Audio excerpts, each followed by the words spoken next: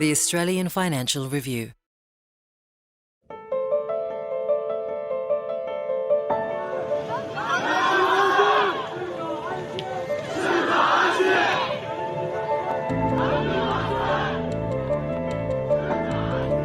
In late November, a surprising wave of dissent swept across China. After 3 years of snap lockdowns, mass testing and harsh quarantines to stamp out COVID-19, young people gathered to protest against the restrictions. At some demonstrations, they even called for China's President Xi Jinping to step down. Xi Jinping! Xi Jinping! And then last week, an even bigger surprise. China's leaders backed down, abandoning the COVID-0 policy that had brought the country to breaking point. Welcome to The Fin. I'm Lisa Murray. Today, the Australian Financial Review's North Asia correspondent Michael Smith explains the lead-up to China's backflip on COVID-0 and explores whether it will work and what it means for both the global economy and Xi's grip on power.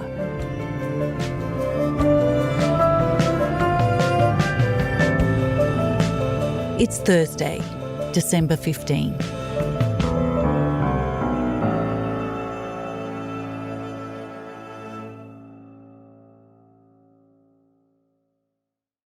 Mike, thanks for coming into the Sydney studio. It's nice to have you here from Tokyo, where you're now based. For those that don't know the story, it's probably worth you explaining how you ended up covering China from Tokyo and why you left Shanghai just over 2 years ago. Tell us the story.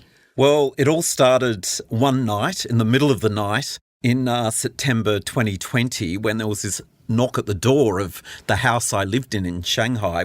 And there were 7 secret police knocking on my door, and they came into the house. And it was a very terrifying moment. They told me I was a person of interest in a national security investigation. They told me there was an exit ban on me, which means I couldn't leave China. So I'm sitting there in my boxer shorts, absolutely terrified, thinking these guys are going to haul me off. And it turned out it was all linked to the sort of erosion in Australia-China relations. We didn't know it at the time, but Australia had raided the homes of some Chinese journalists back in Sydney a month earlier. The Australian journalist Cheng Lei had also been detained in Beijing, and they were trying to link me with her case, even though I didn't know her.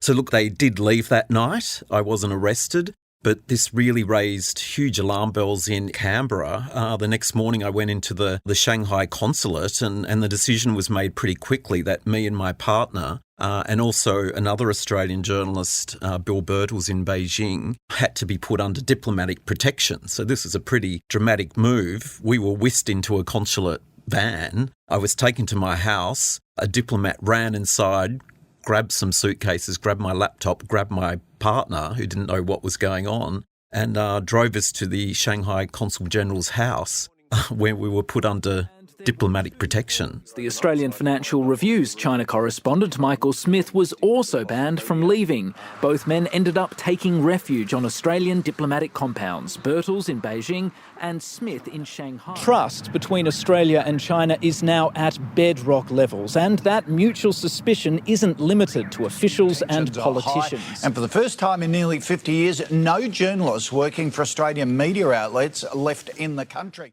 So it was a really bizarre experience. We spent the next 5 days sort of living in this quite opulent house with the Consul General and his family, and we didn't really know how long we were going to be there. I was sort of thinking, is this going to be a Julian Assange situation? And there were just some bizarre incidents where, they had a function on the first day we arrived for the business community, and we had to hide out in the Consul General's little study because they didn't want anyone to know we were there. And, some of the staff were coming in and bringing us sausage rolls while all this was going on. So it was a very strange 5 days. They negotiated a deal to let us leave. We got on a plane and got back to Sydney with much relief. But as a result of all this, we had to close down our Shanghai bureau after 16 years, and we decided to relocate the bureau to Tokyo, where we continue to cover North Asia from there. Mike, I was the correspondent in Shanghai before you took over, and when I arrived in 2012, Xi Jinping was just coming to power and people were talking about him as a potential reformer. But instead of loosening the reins, he doubled down on Communist Party rule, increasing control over the media, ramping up censorship of the internet and cracking down on activists and human rights lawyers. Talk us through how he has tightened his grip on power. Yeah, that's right. And as the years went on, it sort of became more obvious that this was a man who was going to take China down a very different path than some of his predecessors who were sort of opening up the country really had. And then in 2018, it was just weeks after I arrived in Shanghai, he changed China's constitution to abolish term limits on his presidency. So previously, China's leaders could only serve for sort of maximum of 10 years. This announcement came out one Sunday night saying they were going to abolish that rule. So, people were very shocked. I remember talking to my sort of Chinese neighbours and some friends, and they were sort of comparing it to the Cultural Revolution, and they didn't see this coming. At the same time, this sort of real cult of personality built up around Xi Jinping. His picture was just everywhere in China, huge banners. And then this continued to build up through 2018, 2019, when there was no room for any dissent. Anyone who criticised the Chinese leader disappeared, and this applied to businessmen and celebrities as well. And then, of course, everything peaked at the start of the pandemic in 2020. And this really enabled Xi Jinping to sort of strengthen his control over the entire population with these very stringent COVID-0 measures. And Mike, it actually worked at first. Wuhan, the city where the outbreak was first reported, was locked down. Restrictions were put in place to stop the spread of the virus, and life went back to normal in China much quicker than it did everywhere else. But as more infectious strains of the virus emerged, it became harder to keep it at bay, and the Communist Party introduced harsher restrictions to support its zero-tolerance approach. You still stay in touch with people in China and have been reporting on this story. Tell us what life has been like. So Shanghai was locked down for 2 months, and this wasn't a lockdown like in Australia. It means you couldn't leave your home. So a lot of people are living in tiny apartments. You could not go outside the front door. You had to rely on food deliveries from the government. So I had many friends who they were rationing their food. They were really worried they weren't going to get enough food and they were going to run out of water. Of course, similar lockdowns have spread all around China. So this has affected sort of dozens of cities with populations of just millions of people. And people in China are required to take PCR tests every few days so they can just go to work and enter public buildings. So people are queuing up in the heat in summer, in the cold and winter to get these PCR tests. And in a way, this pact between the Chinese government and its people, there's been this unspoken pact for decades that people would tolerate anything in China if the quality of their lives improved. And it did for many decades. People became a lot richer. But now it looks like this pact has been broken and people have been absolutely miserable for a very long time. So look, tensions have just been building, particularly over the last 3 months, and mainly because there's been no sign of an exit ramp from this COVID-0 strategy. The government wasn't giving people any indication of when this sort of madness would end. And I think it sort of manifested itself. There were riots at the biggest iPhone factory in the world in central China, sort of on the 23rd of November, where hundreds of workers clashed with riot police. The police were beating them up and the staff had been told they wouldn't get their bonuses unless they worked through the holidays.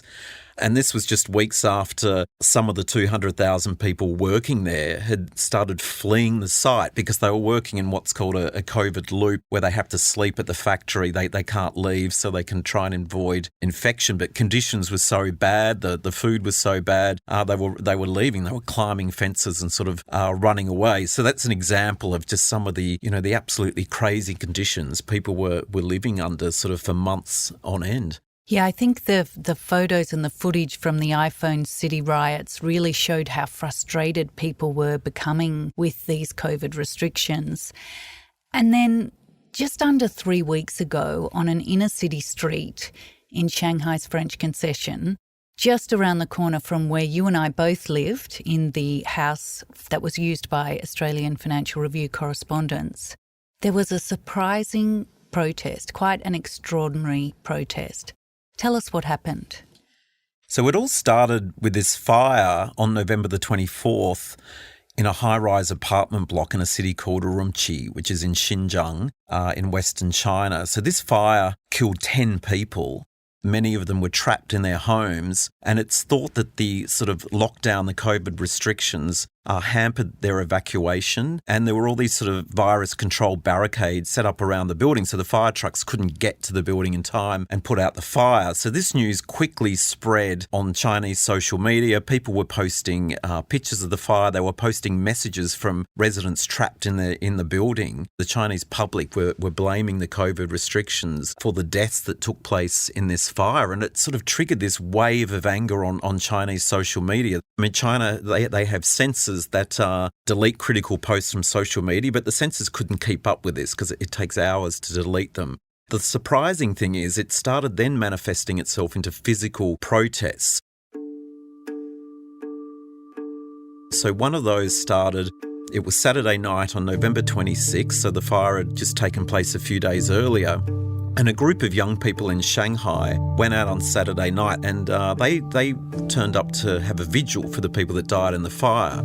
So they went there to light candles and lay wreaths. The catalyst for this rage is a fire on the other side of this vast country. COVID rules allegedly trapped those inside. 10 lost their lives. But what happened is it then turned into this sort of impromptu protest. Other young people saw what they were doing and then joined in, and then the numbers just grew. As night fell in Shanghai, they gathered in their hundreds. Ordinary, angry people facing up to the authorities. Everyone here is taking huge risks, and it is extraordinary. But nearly 3 years of COVID restrictions are wearing. The party will be watching, but so too is the world. And by the end of the night, you had all these people marching and publicly calling for Xi Jinping to step down and for the Communist Party to step down. So this just never happens in China. It's way too dangerous. The roads are completely blocked here by police, blocking the way to where protesters gathered last night. But that hasn't stopped hundreds of other people gathering here, holding up signs, white pieces of paper that's becoming a real symbol of the protests here. It's hard to express just how incredibly unusual these scenes are in China. And this was a very clever tactic to symbolise the lack of free speech in China by holding up this blank paper. And they would say to the police, well, you can't arrest us for holding up a blank sheet of paper. But, you know, it was those scenes, particularly in Shanghai, that really struck me because I used to live there. And I just didn't think I'd ever see anything like this in China. This is a country where dissent is not tolerated, and particularly when you're criticising the Chinese leader. So look, this left Xi Jinping in a really difficult position. I think he had to either back down or crack down. Xi Jinping! Xi Jinping!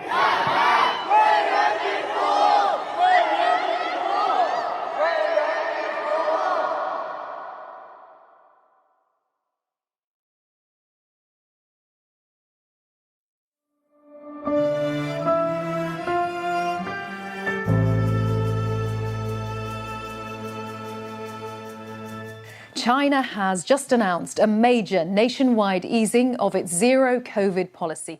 This comes after frustrations over the strict rules led to protests in several cities. Infections are going to surge. People aren't really prepared, and the healthcare system has had no stress test for the wave that's coming. So, Mike, we've been talking about the frustration boiling over in the cities around the country, and then the Urumqi fire, which triggered a series of protests. And as you said, just weeks after strengthening his position by starting his rule-breaking third term in power, Xi is faced with this choice of cracking down or backing down. Last week, we seemed to get our answer. Tell us what happened. So it looks like in the end, Xi Jinping chose to back down. And what was really surprising here is how quickly it happened. It all changed really on Wednesday last week when China's National Health Commission, they announced a 10-point plan to deal with a virus that they were now suddenly comparing to the flu instead of being managed in the same category as the bubonic plague, which it had been until very recently. And look, literally overnight, the lives of probably 1.4 billion people in China, it just changed dramatically. So people were waking up on Thursday with this new set of rules, which meant they could actually live their lives normally again. So, some of the changes meant that people with mild symptoms would now be allowed to isolate at home. And it also meant that entire neighbourhoods would no longer be locked down when there was just a single case, which was what was happening before. And then they've also agreed to stop these relentless PCR tests and the green health codes you needed to have on your phone to enter any public buildings in China, they're no longer required either. And what happened is that these changes have really quickly taken the heat out of these protests, and dissent has sort of really fizzled out really quickly. People can go about their lives again. And it really looks like China's also really keen to sort of reboot its economy. And by the end of the week, business people from some very wealthy provinces in China were allowed to charter flights, and they were going off to Europe to try and drum up interest from investors there and exporters who wanted to invest back into China. So look, in the short term, at least for now, it looks like the back down has worked. So let's talk about the long term. In the short term, they have political stability. But given the low uptake of the vaccines among the elderly in China, and that the country has only 4 intensive care unit beds per 100,000 people, is it risking a health crisis?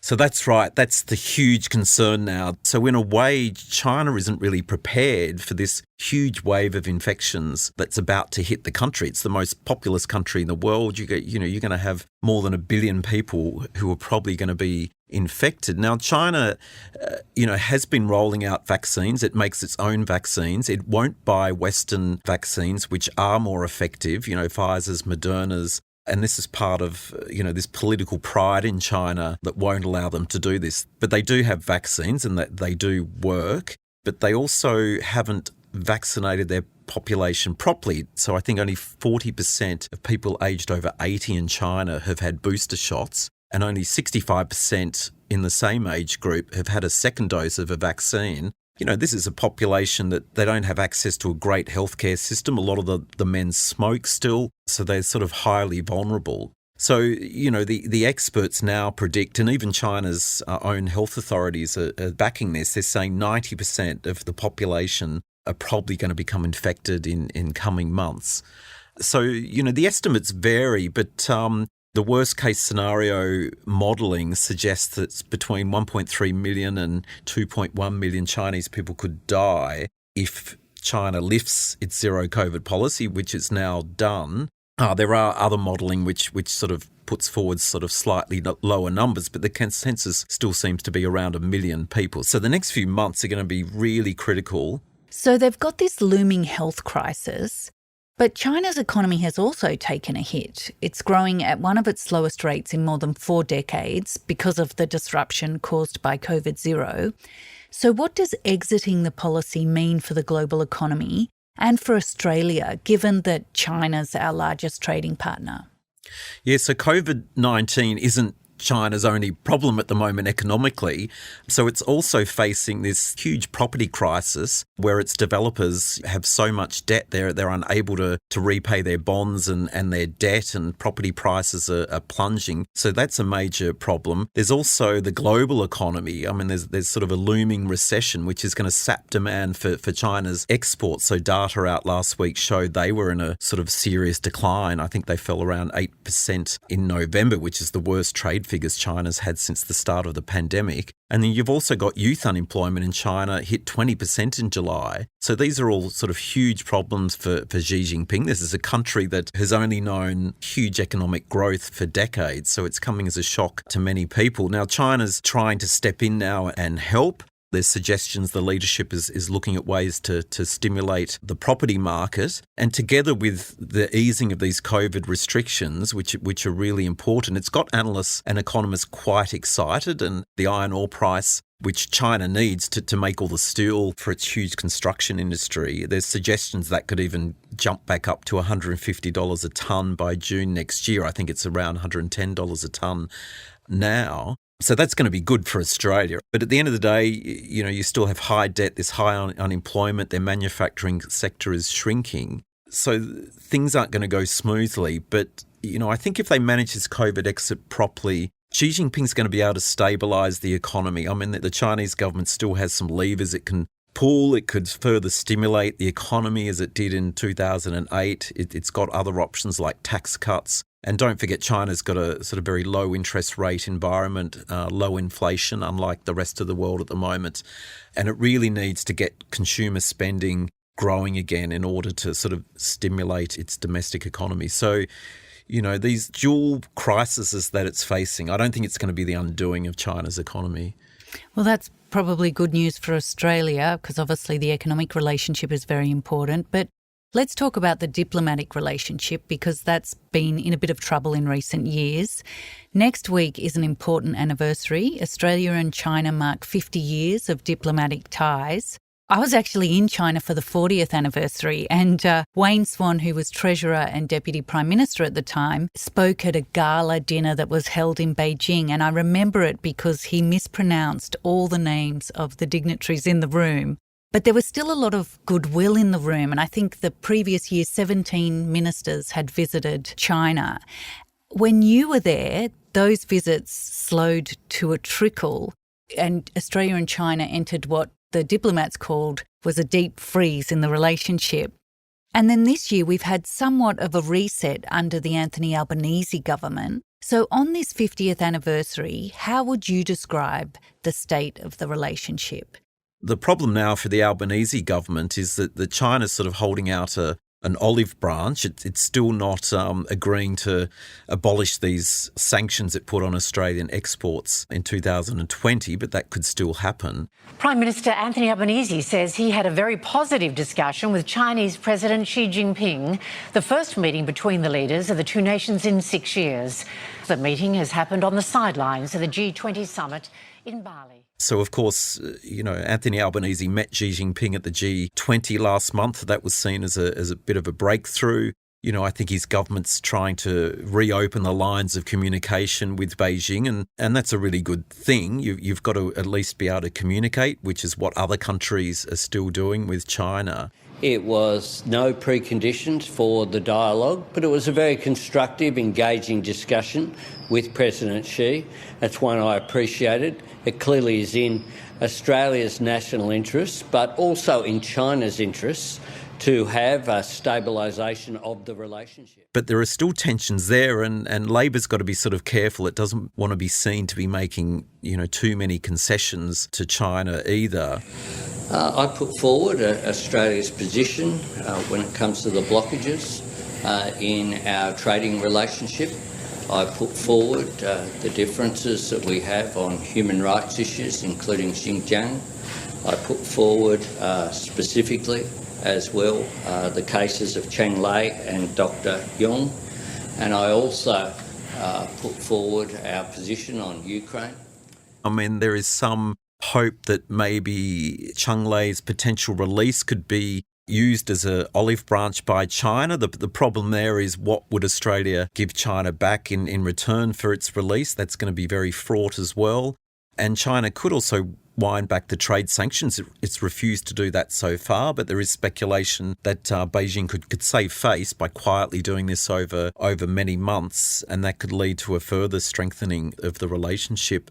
And, you know, what Australia has to give back in return, that's also unclear. It could be supporting China's bid to enter regional trade deals, for example.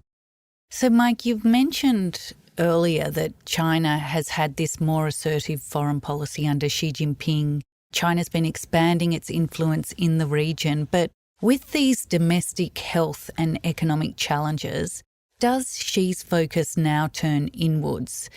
Do you think that the easing of COVID restrictions is enough to end the political instability in China? Or do you think there could be more protests? Let's say, for example, the easing of restrictions doesn't go well, or there is a health crisis. Could there be more protests? And what does that mean for Xi Jinping and his hold on power?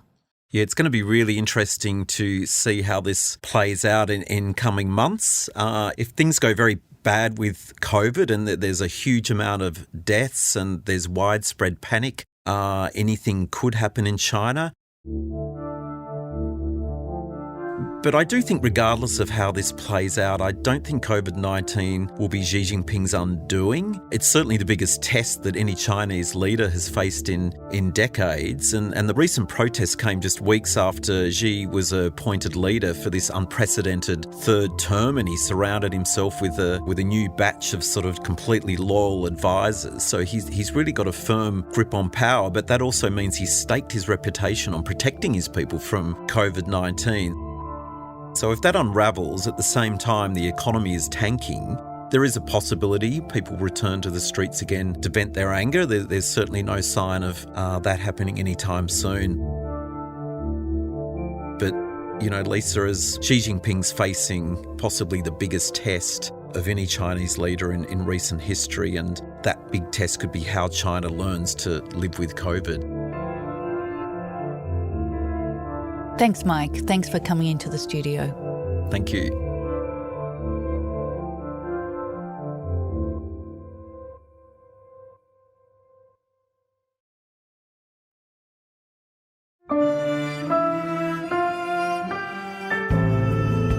Here's the other big stories we're covering this week.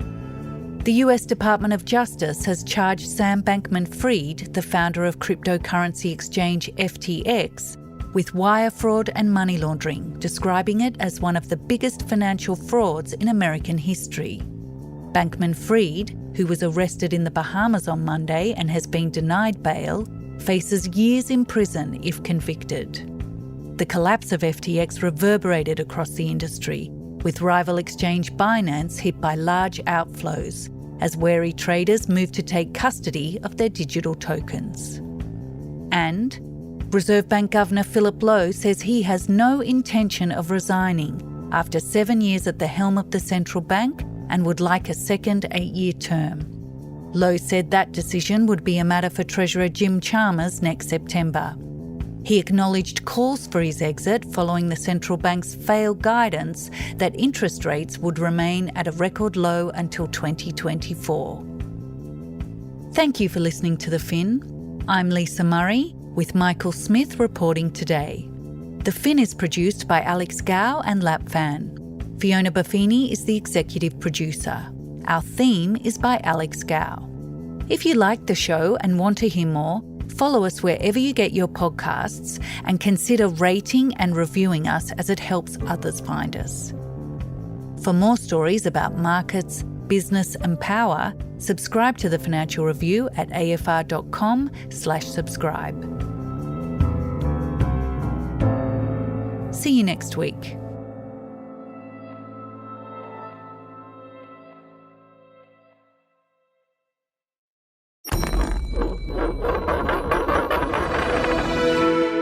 The Australian Financial Review.